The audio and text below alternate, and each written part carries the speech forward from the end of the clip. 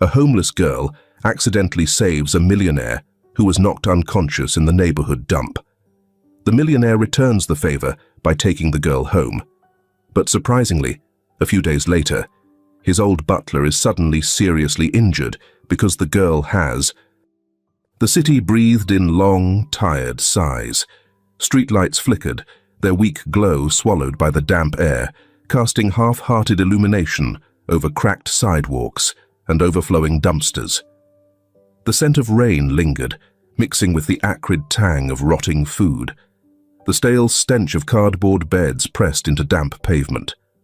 A car rumbled past, its headlights carving momentary clarity into the gloom before vanishing around the corner.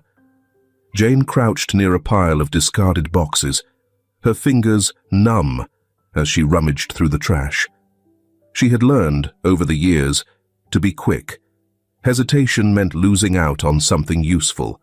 A half-eaten sandwich, a forgotten scarf, anything to dull the hunger or ward off the cold. The city never gave handouts, and if it did, they were always a moment too late. As she moved a broken glass bottle aside, something caught her eye, a sliver of silver, gleaming unnaturally beneath the dim alley light. Her brow furrowed as she leaned closer, her breath forming small clouds in the night air. The object wasn't metal or plastic, not the usual discarded things she had grown accustomed to seeing. It was the buckle of a leather shoe. Jane froze. At first, she thought it was just another homeless man, collapsed from exhaustion or drink. It wasn't uncommon to see bodies curled up in corners, blending into the debris. But something felt different this time. The shoes were polished, barely scuffed, attached to a pair of dark slacks that didn't belong in a place like this. A wrist peeked out from beneath a crumpled sleeve, adorned with a watch. Silver, heavy, the kind she had only ever seen through pawnshop windows. Her pulse quickened. This wasn't some drunk sleeping off a bad night. She stepped forward cautiously, her stomach tight with unease. The man's face was partially obscured by the angle of his body, but his chest rose and fell in shallow, uneven breaths. His hand twitched, fingers curling inward, as if grasping at something invisible. "Hey," she called softly, testing. No response. Her instinct told her to leave, to turn around and disappear into the night before anyone saw her. But then, a flicker of movement at the alley's mouth made her entire body go rigid. A man, cloaked in black, standing just beyond the alley's edge, watching. Her pulse quickened. He wasn't just any passerby. His stance was too rigid, his posture too controlled. He had been waiting. Waiting for what? Jane didn't stay to find out. In a single fluid motion, she pivoted on her heel, feigning a casual step forward before bursting into a sprint. Her heartbeat roared in her ears as she tore through the alley, her feet slamming against the pavement. The man reacted instantly. She heard his boots scrape against the ground as he lunged after her, his presence closing in fast. He was taller, stronger. If he caught her, it would be over. But Jane wasn't just fast. She was smart. Instead of taking the straight path toward the street, she veered sharply left, darting through the skeletal remains of an old construction site. Rusted scaffolding loomed above her, tangled wires snaking along the ground. She leaped over debris, forcing herself to think through the panic clawing at her chest. She needed to slow him down. Spotting a stack of loose pallets, she threw her weight against them, sending them toppling into the narrow path behind her. The sharp sound of wood crashing against metal echoed through the alley, followed by the muffled grunt of her pursuer skidding to a halt. Jane didn't stop to look. The main road was just ahead, its golden streetlights flickering like a beacon of salvation. 20 feet. 15. 10. She burst onto the sidewalk, nearly colliding with a man stepping out of a cafe. "Help! Someone call the police! Call an ambulance too! Someone is injured!" Her voice came out raw, desperate. Heads turned. A couple, near a food cart, paused mid-conversation. A taxi driver rolled down his window, frowning. A man pulled out his phone, his thumb already hovering over the dial. The man in black stopped short at the alley's mouth, his eyes locking with hers. For a moment, neither of them moved. Then, as the wail of approaching sirens cut through the city air, he melted back into the darkness, disappearing before anyone could get a clear look. Jane stood there, chest heaving, her hands clenched into fists. Behind her, the ambulance skidded to a stop, red and blue lights washing over the alley's brick walls. Paramedics rushed forward, their voices clipped as they assessed the unconscious man on the ground. Still breathless, Jane watched as they checked his pulse, their faces momentarily tense before one of them nodded to the others. He's alive. Relief crashed into her, sudden and unexpected. She had no idea who this man was, why someone had left him there, or why a stranger had been watching from the shadows. But instinct told her she had just stepped into something far bigger than herself. And for the first time in a long while, she wasn't sure if running had been the right choice. The waiting room hummed with the quiet sounds of exhaustion. A vending machine flickered near the corner, its dim glow reflecting off the freshly mopped floors. The rhythmic beeping of machines filtered in from beyond the hallway, blending with the low murmur of hushed conversations. The air smelled sterile, thick with disinfectant, as though the place had been scrubbed of anything human. Jane sat on a plastic chair near the entrance, arms wrapped around her knees, watching the automatic doors slide open and shut. People came and went, nurses with hurried steps, families whispering in worried tones. But she remained still, unnoticed. She should leave. It wasn't her place to be here. The man, Antonio White, they had called him, was a stranger. She had done what she could. The rest wasn't her problem. And yet, something kept her there, her gaze flicking to the hallway where they had taken him. She replayed the night in her mind. The suit, the watch, the alley. No one dressed like that ended up near a garbage heap by accident.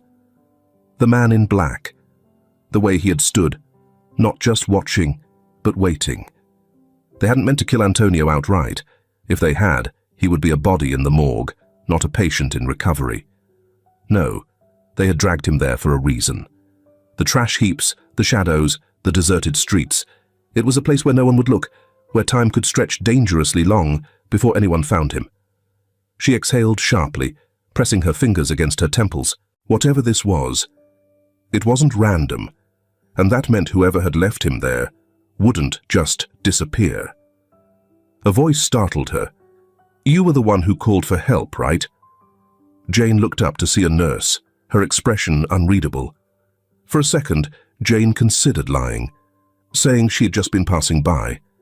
But what was the point? She nodded. The nurse's face softened.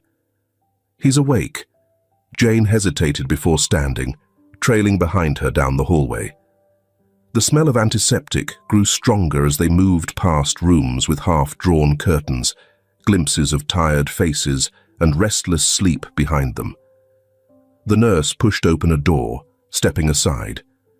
Inside, under the harsh glow of hospital lighting, Antonio White lay in bed, his face pale against crisp white sheets. His suit jacket was gone, replaced by a hospital gown that made him look strangely vulnerable. He stared at the ceiling, his expression unreadable. Jane hovered near the door, unsure if she should enter. Then his gaze shifted to her. His eyes were sharp, despite the exhaustion, assessing, calculating. For a long moment, neither spoke. Then his voice, hoarse but steady. "You were there?" Jane nodded, stepping closer but not too close. "Yeah." His eyes searched her face as if trying to place her. "You called the ambulance?" "Someone had to." A faint smile ghosted across his lips. "I suppose I should thank you."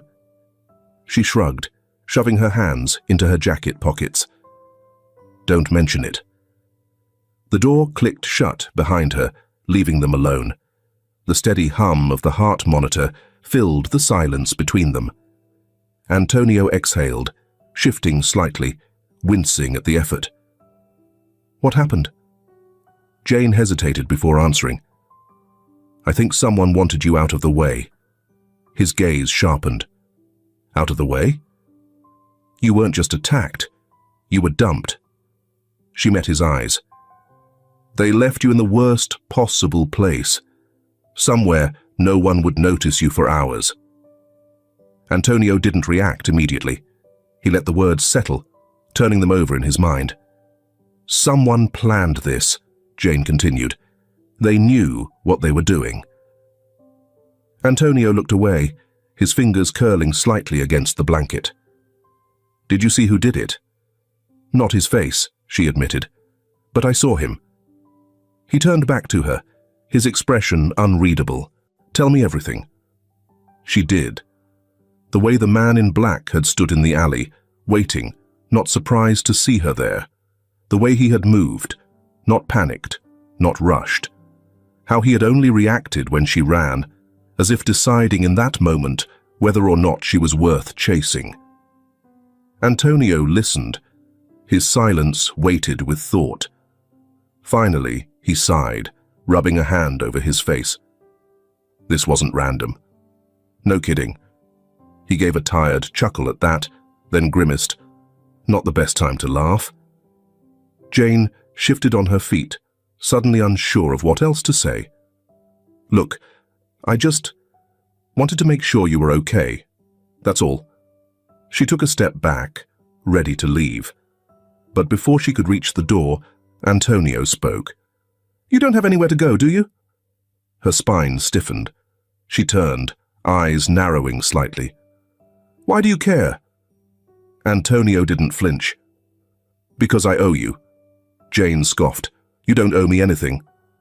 "Maybe not," he agreed. "But it doesn't change the fact that you don't have a place to go."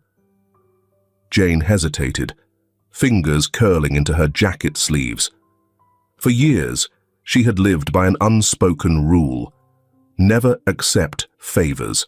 Favors came with expectations, with strings, with the kind of debt that couldn't always be paid in cash. Antonio White didn't seem like the kind of man who offered things freely.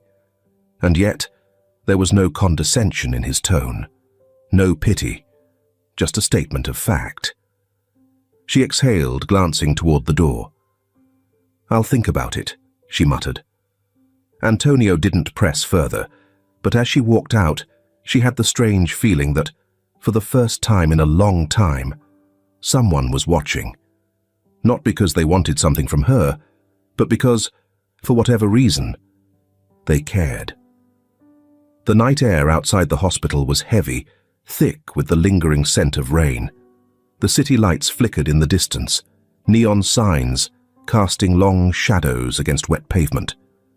The streets, once loud with passing cars and hurried footsteps, had settled into a hushed stillness.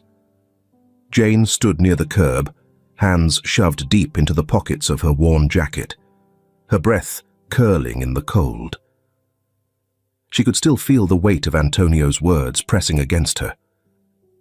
"You don't have anywhere to go, do you?" She had considered lying, brushing him off with some half-hearted excuse, but in the end, she hadn't answered. Maybe because she knew he already saw through it.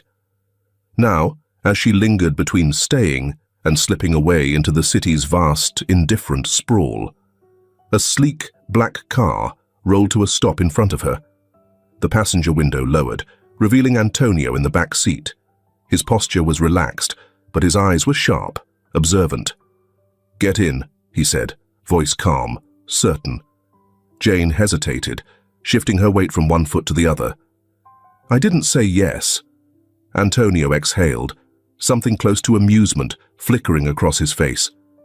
"You didn't say no either." Silence stretched between them. The car idled, waiting. Her body ached from exhaustion. Her stomach clenched at the thought of a warm meal. Her mind raced with every reason she shouldn't trust him, shouldn't accept. But in the end, Survival had always outweighed pride. With a sigh, Jane pulled the door open and slid into the seat, the leather cold beneath her fingertips. The ride was quiet. She kept her hands in her lap, fingers fidgeting with a loose thread on her sleeve. The car smelled clean, expensive, like leather and faint traces of cologne. It felt foreign, too refined for someone like her, like something she might wake up from if she closed her eyes too long. Antonio, seated beside her, didn't push conversation. He seemed to understand the weight of silence, the unspoken rules of someone who had learned to keep her guard up. But every so often, Jane felt his gaze flick toward her, as if trying to figure out what kind of person she was beneath the layers of wariness. As they turned onto a private road, the cityscape gave way to something quieter, grander. The gates ahead opened smoothly as the car rolled forward, revealing a sprawling estate bathed in the soft glow of warm lights. The mansion stood tall, elegant, its grand entrance lined with neatly trimmed hedges and stone pathways. Jane tensed. This wasn't just a house. It was the kind of place where people had power, where no one ever had to wonder where their next meal would come from. It was the kind of place she never belonged. The car came to a slow stop in the circular driveway. As she stepped out, she felt small against the vastness of it all. The high ceilings, the polished marble floors, the quiet hum of wealth that pressed against the air. Before she could process it, a woman appeared at the entrance. Older, with sharp eyes that softened only slightly at the sight of Antonio. She took in Jane's presence with a single sweep of her gaze, her expression unreadable. "Who's this?" "Megan," Antonio said, stepping past Jane. "This is Jane. She's staying the night." The woman, Megan, clearly someone of authority in this house, narrowed her eyes slightly. "The night?" Jane bristled, already feeling like an unwelcome guest.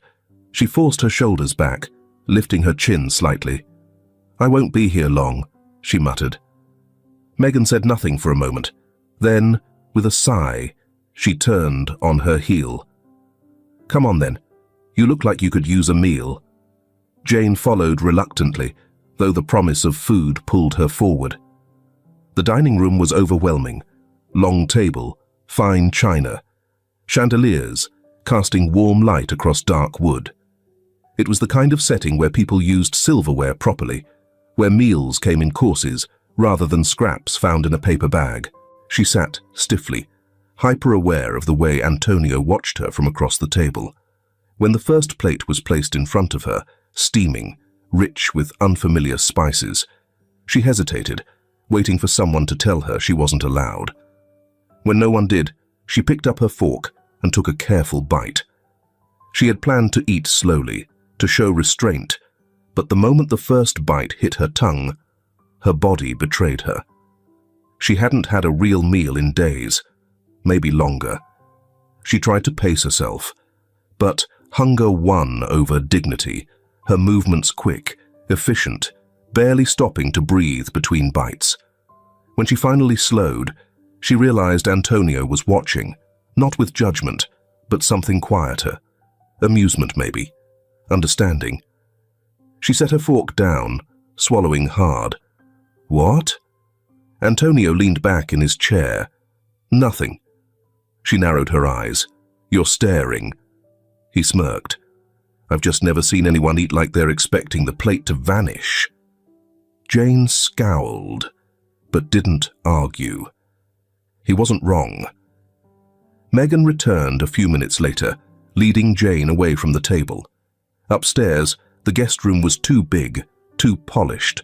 The bed looked untouched, its sheets smooth and inviting, the kind of softness that felt undeserved. Jane hovered near the door, uncertain. "You can lock it if you want," Megan said from the hallway. "No one's going to bother you." Jane hesitated, then nodded. "Thanks." As the door clicked shut, she stood in the center of the room, taking in the stillness. No street noise, no distant shouting, no fear of what the next morning might bring.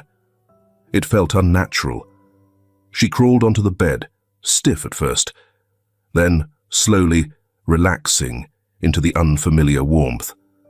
For the first time in a long time, she wasn't lying on concrete. For the first time in a long time, she wasn't cold. Sleep found her quicker than she expected. The scent of freshly brewed coffee filled the hallway, mingling with the faint warmth of early morning light spilling through the tall windows. Somewhere in the distance, a grandfather clock chimed, its deep, measured tones counting the quiet moments before the house fully woke. Jane stirred, her body stiff from a kind of sleep she wasn't used to, one uninterrupted by cold air biting at her skin or the distant hum of restless city streets. For a moment, she wasn't sure where she was. The bed was too soft, the air too still. Then she remembered. The mansion, the dinner, the way Antonio had watched her without pity. She exhaled slowly, rolling onto her side. It should have been comforting. Instead, it was unnerving. Then she heard voices. Muffled, low, the kind of conversation people had when they didn't want to be overheard. Jane slipped out of bed, padding silently toward the door. She eased it open just enough to see down the hallway. The voices were coming from the study at the end of the corridor. She moved carefully, sticking to the edges of the polished wooden floor, her instincts sharpened from years of navigating places she wasn't supposed to be. The door to the study was slightly ajar. "You're certain?" Antonio's voice was calm, but there was an edge beneath it, something taut and controlled. A second voice responded, lower, measured. "He knew exactly where you'd be. That wasn't coincidence." A pause. Then Antonio sighed. "And no leads on who sent him." Jane's pulse quickened. A chair scraped against the floor. "Not yet. But if someone wanted you dead, they wouldn't have left you breathing." Another silence. Then Antonio's voice, quieter this time. "They wanted time." Jane frowned. Time for what? Before she could listen further, a floorboard groaned beneath her weight. She barely had time to curse herself before Antonio's voice cut through the air. "You can come in, Jane." She hesitated, then pushed the door open. Antonio sat behind an oak desk, phone still in hand, his sharp eyes meeting hers with something unreadable. Across from him, a man in his 40s leaned back in a chair, assessing her with a curious tilt of his head. He was dressed in dark slacks and a crisp button-up, sleeves rolled to his elbows. Not a businessman. A detective, maybe, or something worse. The man glanced at Antonio. "This her?" Antonio gave a slow nod. "Jane, meet Carter. He's—" "I get it," Jane cut in. "Private investigator." Carter smirked, amused. "Smart girl." She ignored the remark, stepping closer. "What did you mean about time?" Antonio studied her for a beat before responding. "Whoever left me in that alley didn't want me dead. Not immediately, at least." Carter nodded.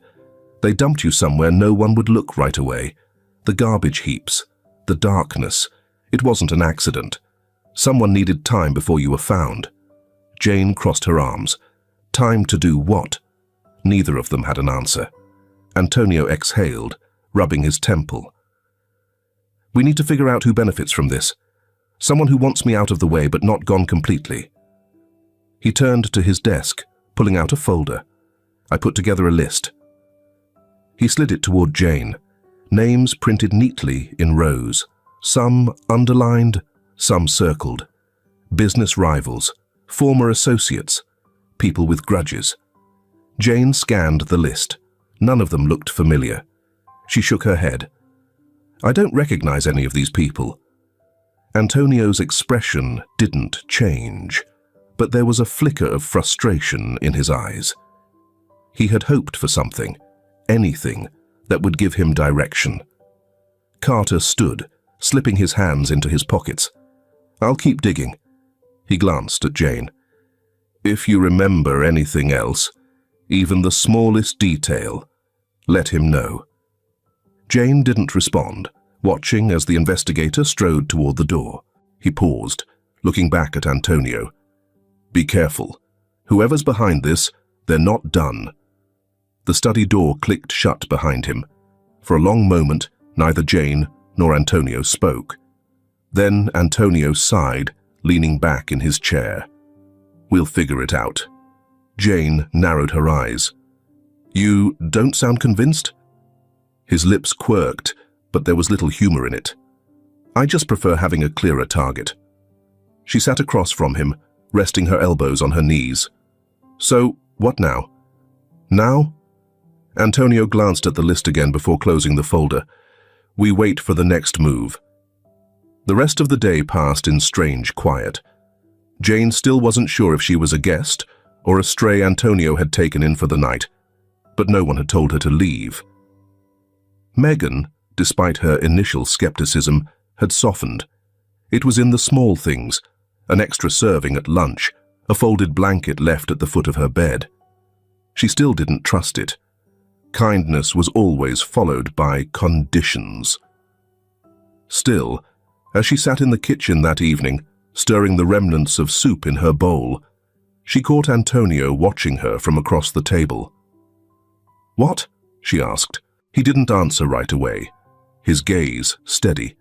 Then, finally, "You're not planning on running, are you?" Jane smirked, but it didn't quite reach her eyes. "Would it matter if I did?" Antonio studied her, something unreadable in his expression. "Yes." She wasn't sure how to respond to that. So, she said nothing. Sunlight stretched across the grand hall, filtering through the towering windows and casting long, golden streaks on the polished floors.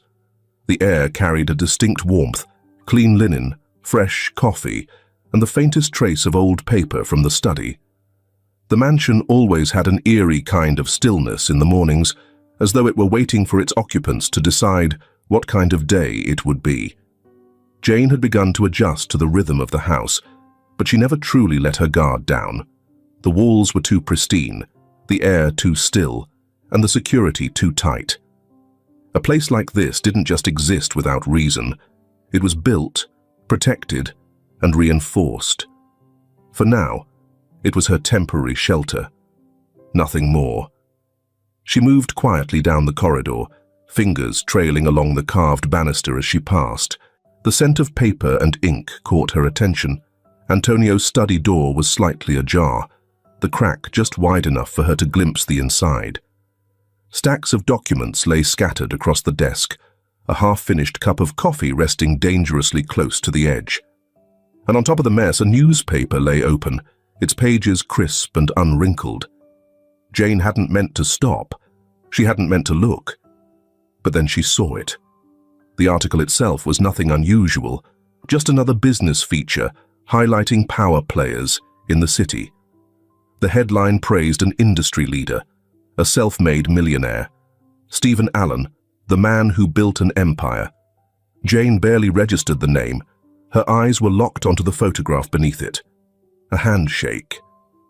Two rich men are standing side by side at an event, cameras flashing. One of them was Stephen, dressed in an expensive suit, smiling like he owned the world. But it wasn't him that made Jane's stomach twist. It was the man standing near him. He just happened to get into the lens. The man in black. The same one who had chased her through the alley that night. The breath hitched in her throat. Her fingers curled against the doorway as something hot and sharp coiled in her chest. She turned on her heel, moving fast, faster than she should have, her footsteps carrying her down the hallway before she could stop herself. Antonio was in the sitting room, flipping through paperwork, his expression blank with deep thought. He barely glanced up when Jane entered, until she dropped the newspaper in front of him. "Tell me this is a coincidence," she said, voice low, tense. Antonio frowned, his gaze flicking to the page before him. She saw the moment it registered. His entire body went still. Jane watched as his usually composed expression cracked for the first time since she'd met him. His jaw tightened, his fingers gripping the paper just a fraction too hard. It took him several seconds to speak. "Where did you find this?" "In your study." Jane crossed her arms. "I wasn't snooping, I just—" She hesitated, shaking her head. "It doesn't matter. That's him. The guy who was in the alley. The one who chased me." Antonio didn't move. His breath was steady, but his hands betrayed him, clenching, tightening, as though he were holding something back. Finally, he exhaled, his voice quiet, controlled. "That's not possible." Jane let out a humorless laugh. "I saw him. I know it's him." Antonio lifted his gaze, something unreadable behind his eyes. "Jane, Stephen isn't just a business acquaintance." She narrowed her eyes. "He's my friend." Silence stretched between them, thick and heavy. Jane felt something cold settle in her stomach. "Well," she said slowly, "your friend had a bodyguard trying to make sure you never woke up again."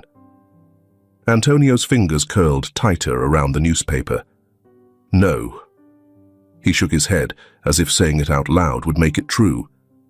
"Not Stephen." Jane's patience thinned. "Then explain why this guy was there. Why was he the one watching you? Why did he chase me?" Antonio didn't answer. She could see the war in his eyes, the way his mind worked through it, fighting against something he didn't want to believe. Loyalty, trust, years of friendship, and yet, evidence, facts. The undeniable truth is staring him in the face. Finally, he leaned back in his chair, rubbing a hand down his face. "I need to think," he muttered. Jane scoffed. "You need to open your eyes." Antonio didn't react, not immediately. But when he finally looked at her, there was something different in his expression. Something heavier. "I'll handle it." Jane studied him for a moment, before shaking her head. "You better. Because if you don't, whoever did this is just going to try again." She turned and walked away, leaving the newspaper on the table, its pages still open, still damning. Antonio sat in silence, staring at the name, the face of a man he had called a friend. And for the first time, doubt crept in. Antonio locked himself in his study, the heavy oak door shut behind him with a quiet finality, blocking out the rest of the world. The weight of the newspaper still lingered in his hands, but he could barely bring himself to look at it. His thoughts tangled, looping in circles, trying to rationalize the impossible. Stephen. Not just a friend, his closest confidant. The man who had stood by his side for years, who had toasted his victories and consoled his failures. The man who had been there when Antonio's father died, when he took over the company, when he fought through sleepless nights, building everything from the ground up. And yet, Jane had seen his bodyguard in that alley.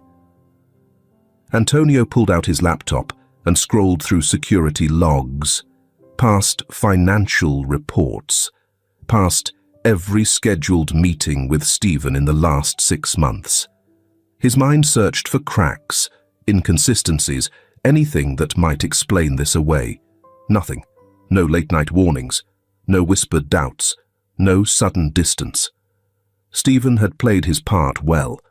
The betrayal was almost surgical in its precision. Antonio clenched his jaw, shoving the laptop aside before he did something reckless, like hurl it across the room. Outside the study, Jane felt the shift. The house, already too quiet, now held an edge of something heavier. She saw it in the way Antonio carried himself, his usual composed demeanor slightly frayed at the edges, his movements more deliberate, his silences longer. He didn't talk to her that night. The next morning, he barely touched his coffee, staring at his phone screen as though willing it to tell him something he didn't already know. Even Megan, sharp-eyed and perceptive, had noticed. Some wounds take time, she had told Jane, but Jane knew better. Some wounds didn't heal. Some festered. By midday, Antonio finally made his move. Carter picked up after the first ring. "I need more," Antonio said, voice even. Carter didn't ask for details. He understood the weight behind those words. "Tell me what you need." Antonio leaned back in his chair, exhaling slowly. "Stephen Allen, everything." A pause. Then Carter hummed, a sound that carried a quiet kind of acknowledgement. "You sure you want that?" Antonio's grip tightened around the phone. "I need to know if I'm wrong." Another pause. "I'll get back to you," Carter said, before the line went dead. Antonio set the phone down, staring at it like it might offer something else. Something easier. But there was nothing easy about this. The waiting was unbearable. Jane tried to ignore it, tried to mind her own business, but the truth itched under her skin. By the third day, she had had enough. She found Antonio in the sitting room, staring out at the garden with an untouched drink in his hand. "You gonna tell me what you found out?" she asked, arms crossed. Antonio didn't turn. "I don't have answers yet," Jane scoffed. "You're just hoping the ones you get aren't the ones you already know." A muscle in his jaw twitched. She stepped closer, lowering her voice. "If he's guilty, you know what that means, right?" Antonio's gaze remained locked on the horizon. "I know." Jane exhaled, something between frustration and reluctant sympathy threading through her voice. "Then stop stalling!" A knock interrupted them. Antonio turned sharply. Jane followed his gaze as Megan appeared at the doorway, her expression unreadable. "There's a call for you," she said simply.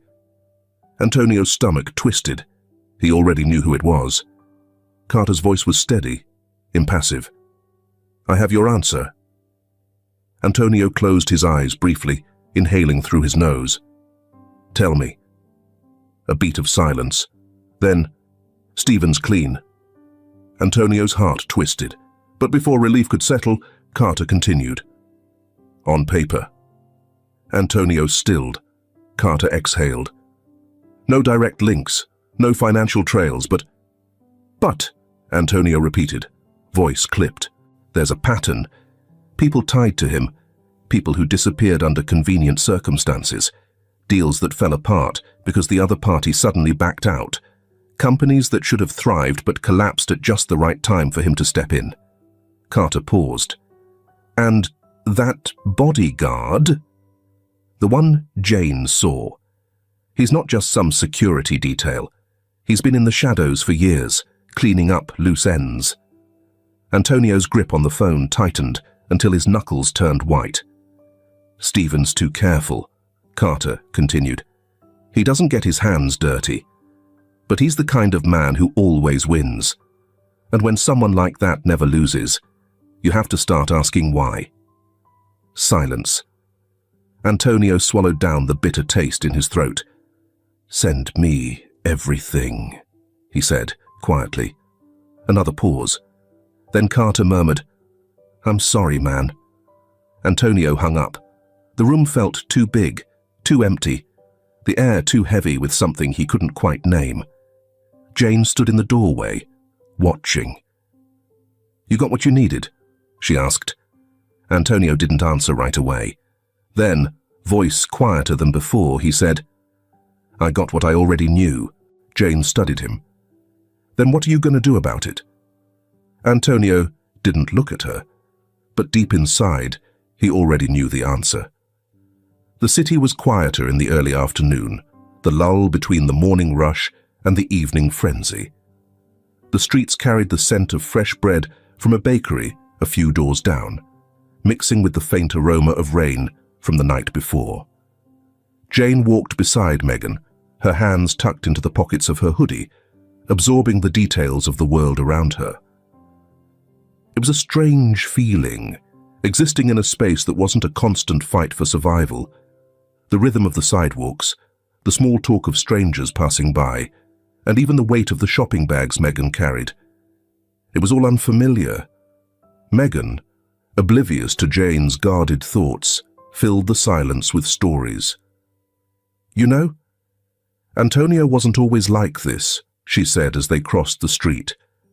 "Years ago he had a different air about him, a little more reckless, a little less guarded. But success changes people. Loss does too." Jane glanced at her. "Loss?" Megan nodded.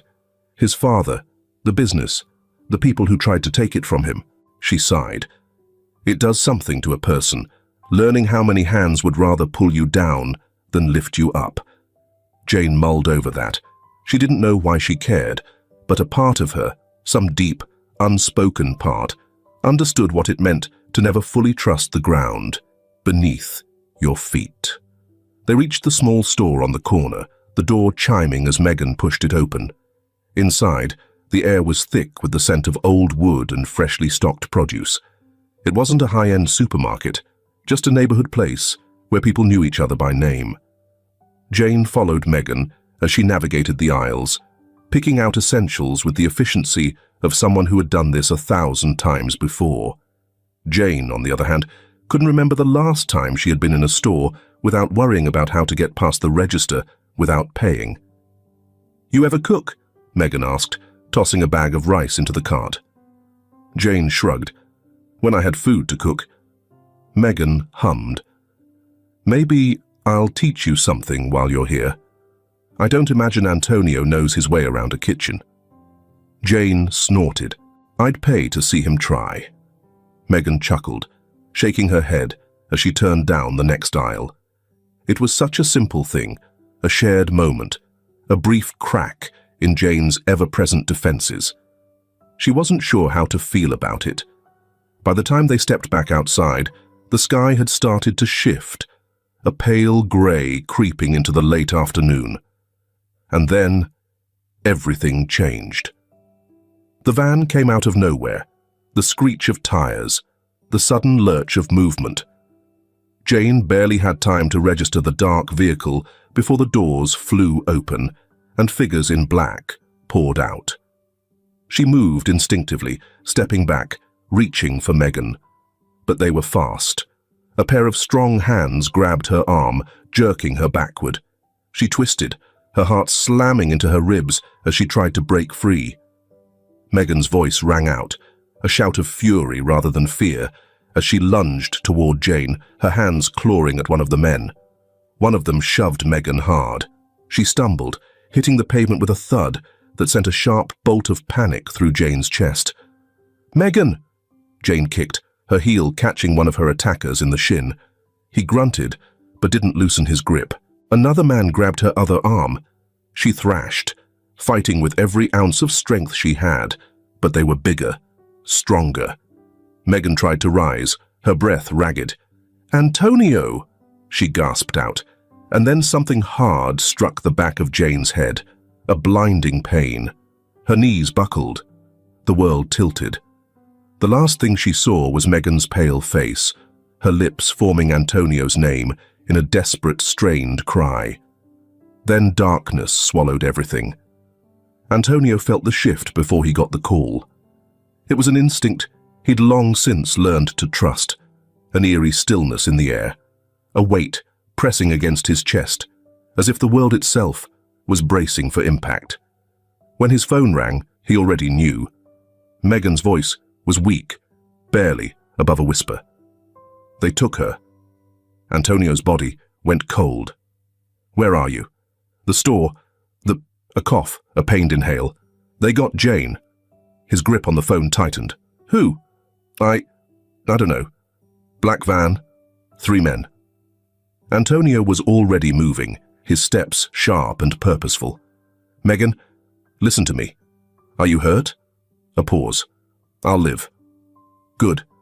Because right now, Jane needed him more." Antonio ended the call and dialed Carter without missing a beat. "Antonio." "She's gone." Silence. Then Carter's voice, steel-edged and precise. Where? Antonio grabbed his car keys, already heading for the door. I don't know, but find out. Carter didn't waste time on questions. On it! Antonio pushed through the front doors of the mansion, his movements cold, controlled. But underneath, beneath the surface of every carefully measured breath, rage simmered. Someone had just made the worst mistake of their life. Antonio didn't knock. The moment he stormed through the doors of Stephen's office, the room tensed. The receptionist barely had time to register his presence before he pushed past her, his steps measured, but seething with purpose. Sir, Mr. Allen is in a meeting. Antonio didn't break stride. Stephen's office door swung open under the force of his shove. Inside, Stephen sat at his desk, a neat pile of paperwork in front of him, his expression momentarily caught between surprise and irritation. Antonio, where is she? The demand cut through the room, slicing through the air like steel. Stephen blinked. Excuse me. Antonio advanced, both hands pressing onto the polished desk. Jane. His voice was cold, deadly. Where the hell is she? Stephen leaned back slightly, his fingers threading together. A small, amused smile played on his lips. I have no idea what you're talking about. Liar. Antonio could see it in the way Stephen's jaw twitched, in the slight flicker of amusement that never quite reached his eyes. Don't play games with me, Antonio growled. I know you ordered it. I know your man was in that alley the night I was left for dead. I know you had Jane taken. Stephen sighed, shaking his head as if disappointed. Antonio, you're letting paranoia get the best of you. You always were too trusting, but now... He let out a low chuckle. Now, it seems you've swung too far in the other direction. Antonio grabbed the edge of the desk, his patience thinning by the second. I swear, if you don't tell me where she is... Stephen's smile faded, his own posture stiffening.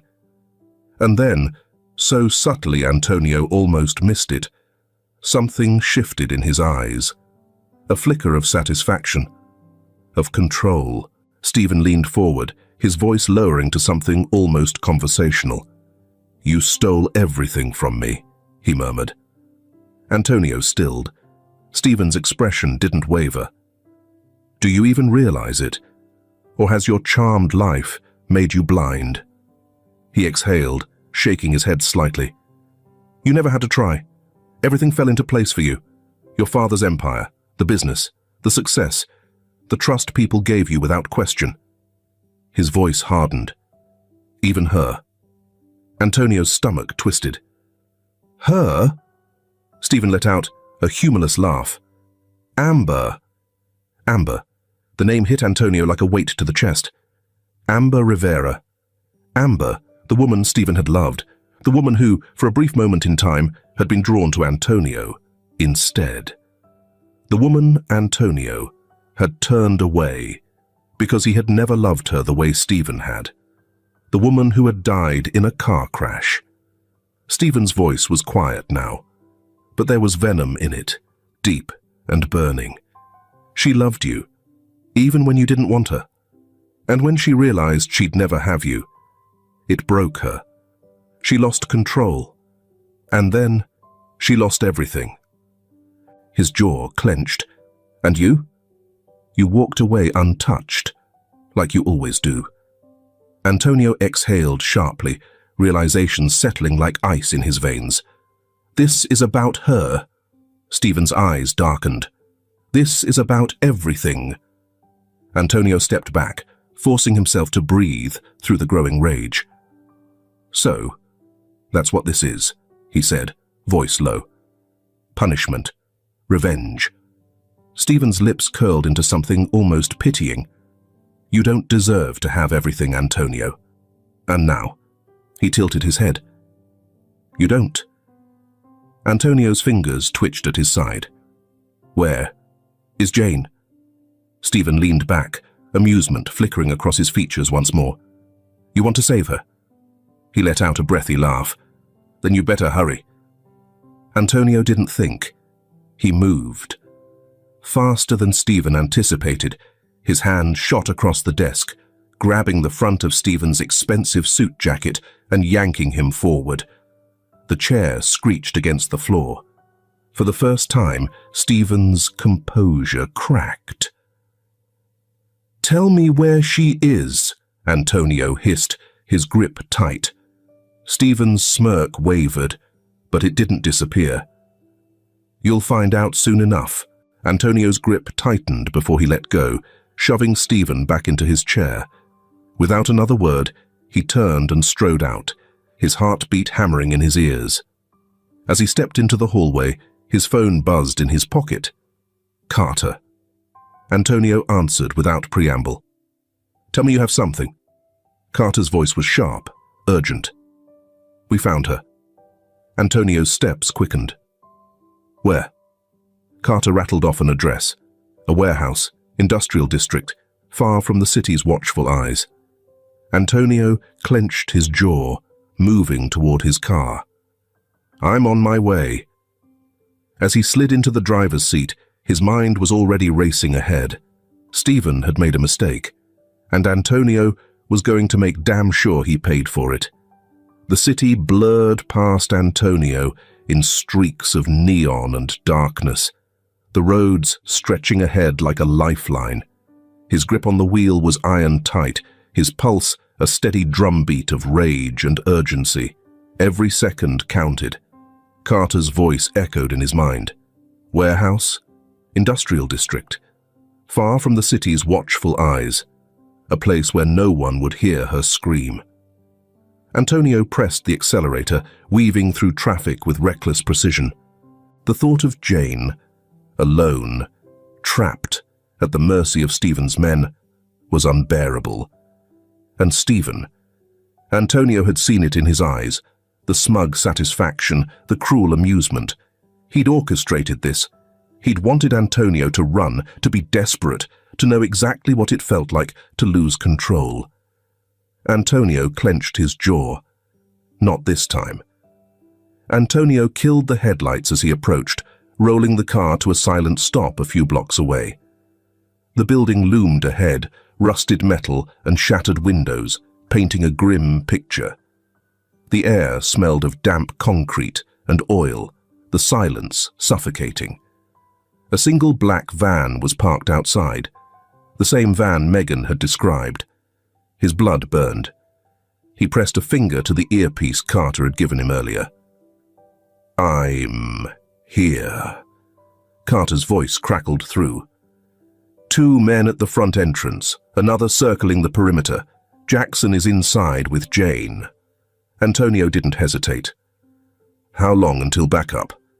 5 minutes, maybe less. "But you won't wait, will you?" Antonio was already moving. "No." Carter sighed. "Figured. Try not to get yourself killed." Antonio didn't answer. He crept along the shadows, his footsteps soundless against the pavement. The two men at the entrance stood casually, one smoking, the other scrolling through his phone. Sloppy. Antonio moved fast. He grabbed the first man by the collar, slamming his head against the metal door frame before he could react. The second man turned, eyes widening, just as Antonio drove his fist into his gut. A sharp elbow to the temple sent him crumpling to the ground. Antonio stepped over them without a second thought. He pushed open the door, slipping inside. The interior was dark, lit only by a few dim overhead bulbs. The space was mostly empty, scattered crates, old machinery, the faint scent of mold. Then he heard it. A voice. Low, amused. "Little street rat, you really are a fighter." Antonio's chest tightened. "Jackson." He followed the voice, pressing against the cold metal walls as he moved deeper. Then he saw them. Jane was on her knees, arms tied behind her back, a split lip staining her chin red. Jackson stood over her, rolling his shoulders like he was getting ready for a final blow. Antonio saw red. "Hey!" Jackson turned just in time for Antonio's fist to collide with his jaw. The force sent him stumbling back, but he recovered fast, shaking it off with a grin. "Well, well," Jackson sneered, rubbing his chin. "Look who finally showed up." Antonio didn't waste words. He lunged. Jackson was bigger, stronger. But Antonio had something else. Pure, unfiltered rage. They crashed against a stack of crates, sending wood splintering around them. Jackson swung, knuckles grazing Antonio's ribs, but Antonio barely felt it. He drove his knee into Jackson's stomach, followed by a sharp uppercut. Jackson spat blood, eyes narrowing. "You fight like a businessman." Antonio didn't respond. He just hit harder. The fight was brutal. Every punch, every strike was fueled by something deeper. Years of trust shattered. The weight of betrayal, the desperation of knowing Jane's life was on the line. Jackson staggered, but refused to go down. He reached for something, a knife. Antonio reacted without thinking. He grabbed Jackson's wrist, twisting sharply. The blade clattered to the ground. Then, with a final strike to the side of his head, Jackson collapsed. Antonio stood over him, breathing hard. Behind him, Jane coughed. "Took you long enough." Antonio turned, kneeling to untie her. "You okay?" She nodded, though her voice was hoarse. "Been through worse." He helped her to her feet, just as the distant wail of sirens filled the air. The cops. Carter hadn't been lying about backup.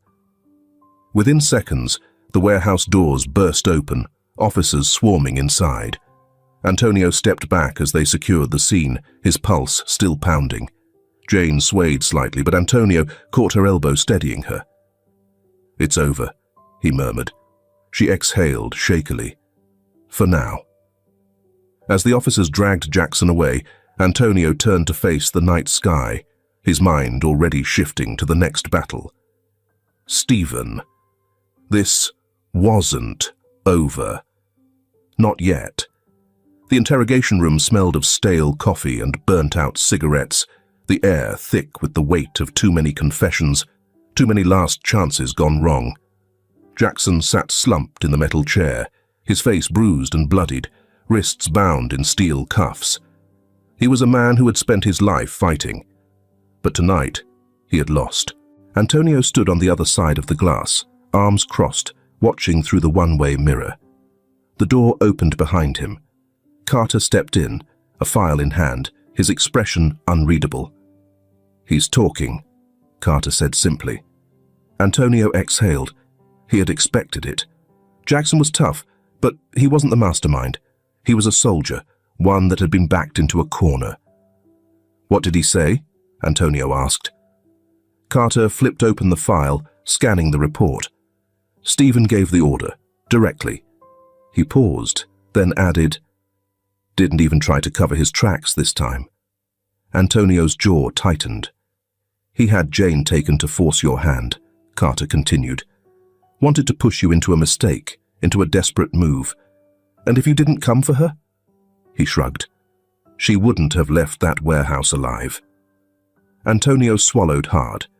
He already knew all of this. He had seen it in Stephen's eyes, in the way he had taunted him, dared him to run out of time. But hearing it aloud, having it confirmed, it set something cold and final in his chest. "It's enough," Carter said, closing the file. "Stephen's finished." Antonio didn't move. Carter watched him for a moment, then sighed. "I know what you're thinking." Antonio turned his gaze toward the glass again, watching Jackson, his head now tilted down in exhaustion. "He was your friend." Antonio clenched his jaw. "No," he said quietly. "He stopped being my friend a long time ago." The police moved fast. Stephen's office was surrounded within the hour, the flashing lights of patrol cars painting the building in streaks of red and blue. Officers stormed through the entrance, guns raised, barking orders. Antonio arrived just in time to watch it unfold. He stood outside, the cold air biting at his skin, his hands shoved deep into his coat pockets. Carter was beside him, speaking into a radio, relaying orders. Then, silence.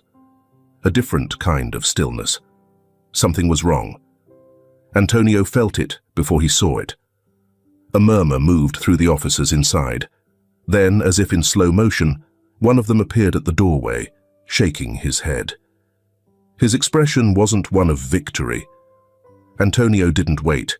He pushed past them, striding through the lobby, past the grand desk where Stephen's receptionist sat, her face pale and unreadable, up the elevator, down the hall, to the door that had once been familiar, but now felt like a tomb.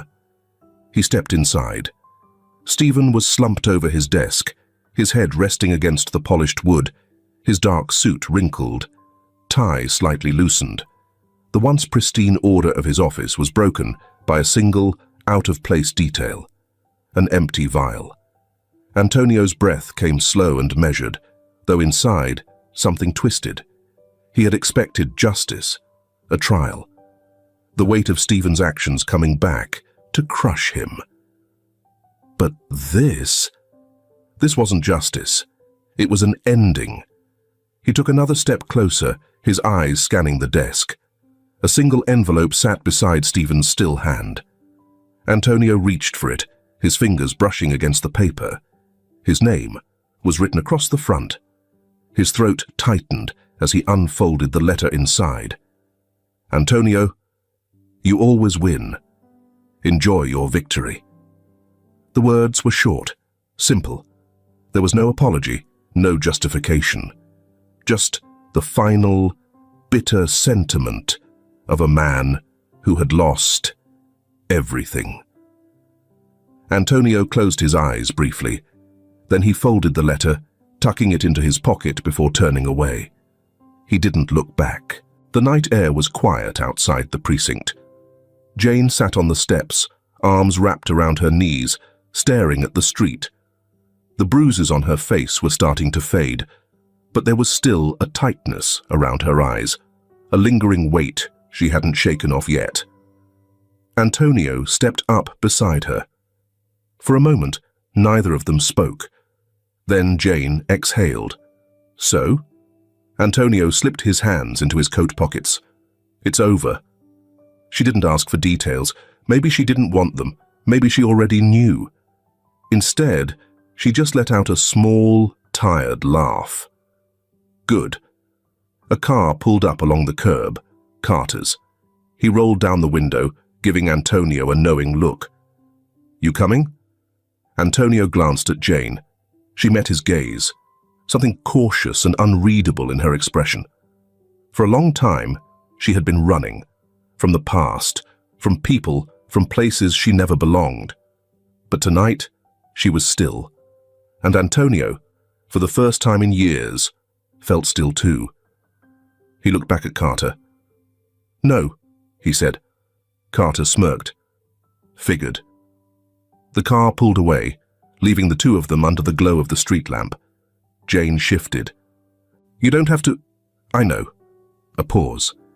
Then quietly, she asked, So what now? Antonio sighed, tilting his head toward the city. I don't know. Jane nodded, almost to herself. Yeah, me neither. And for the first time, that was okay. The morning sun crept through the tall windows of Antonio's mansion, casting golden light across the pristine floors. The house was quiet, but not in the way Jane was used to. It wasn't the silence of loneliness, of an empty stomach and cold nights. It was steady, warm, something almost like peace. She stood by the window, fingers curled around a steaming mug of tea. The weight of the past few weeks lingered in her bones, but today felt different, lighter. Behind her, soft footsteps echoed against the polished wood. She didn't have to turn to know it was Antonio. He had a particular way of moving, controlled, deliberate. He stepped beside her, holding an envelope. Thick, official-looking. The kind of thing that usually meant bad news, but this time, it didn't. Paperwork came in, he said simply, offering it to her. Jane hesitated before taking it. The weight of it felt heavier than it should. She didn't have to open it to know what it was. The adoption papers. She had known this was coming. Antonio had mentioned it once, weeks ago, in the same way he talked about business deals, practical, precise. She hadn't asked him to do it, hadn't even known how to respond when he brought it up. Now, holding it in her hands, she felt something unfamiliar settle in her chest, a kind of permanence. She swallowed. So that's it? Antonio smirked, leaning back against the counter. That's it. Jane flipped the envelope in her hands. Feels weird. Antonio raised a brow. Weird? She nodded. Yeah, like, things don't just happen like this. No strings attached. No catch. Antonio studied her for a moment before shaking his head. Not this time. Jane let out a breath she hadn't realized she was holding. Not this time. Later that afternoon, she visited Megan. The older woman was still recovering, but the bruises had faded, and the fire in her eyes was very much intact. She sat propped up in bed, a thick quilt draped over her legs, a book resting in her lap. She looked up the moment Jane entered, eyes scanning her as if checking for hidden wounds. You're still too skinny, Megan muttered, setting her book aside. Jane smirked. You're still too nosy. Megan huffed, but gestured for her to come closer. Sit down, girl. I'm not going to yell across the room. Jane sat beside her, shifting awkwardly. She wasn't great at moments like these, the serious kind, the ones where emotions sat heavy in the air, waiting to be acknowledged, but this one mattered. She cleared her throat. I just wanted to say thanks. Megan raised a brow. For what? Jane exhaled, staring at her hands. For fighting for me, for not giving up. She hesitated, then added softer. For caring. Megan was silent for a beat. Then, without warning, she reached over and patted Jane's hand. It was quick, rough, but it meant something. You deserved it, she said simply. Jane swallowed hard. Maybe, and maybe, for the first time she could believe that. That evening, she found Antonio in the garden, standing near the fountain, staring at the sky. The last streaks of sunset bled into the horizon, fading into deep shades of blue. Jane stepped beside him, shoving her hands into her hoodie pockets. For a while, neither of them spoke. Then, quietly, she said, So, I was thinking. Antonio tilted his head slightly, waiting. Maybe we could try making dinner together sometime, she continued. Antonio turned to her with a look of pure skepticism. You realize I can't cook, right? Jane smirked. Yeah, that's why it'll be funny. Antonio chuckled, shaking his head. Fine, but if I burn the house down, it's on you. She shrugged. Deal. Silence stretched between them again, but it wasn't uncomfortable. It was the kind of silence that came when words weren't necessary. For most of her life, Jane had been running. From the past. From people. From the fear that if she stayed, she'd be left behind. But now, she was learning something new. She was learning how to stay. If this film touches your heart, leave your mark with a like, and don't forget to subscribe to our channel to explore more meaningful stories with us. And if you enjoyed this story, please share it with your friends on WhatsApp. And now, share your feelings with us, and tell us your own stories.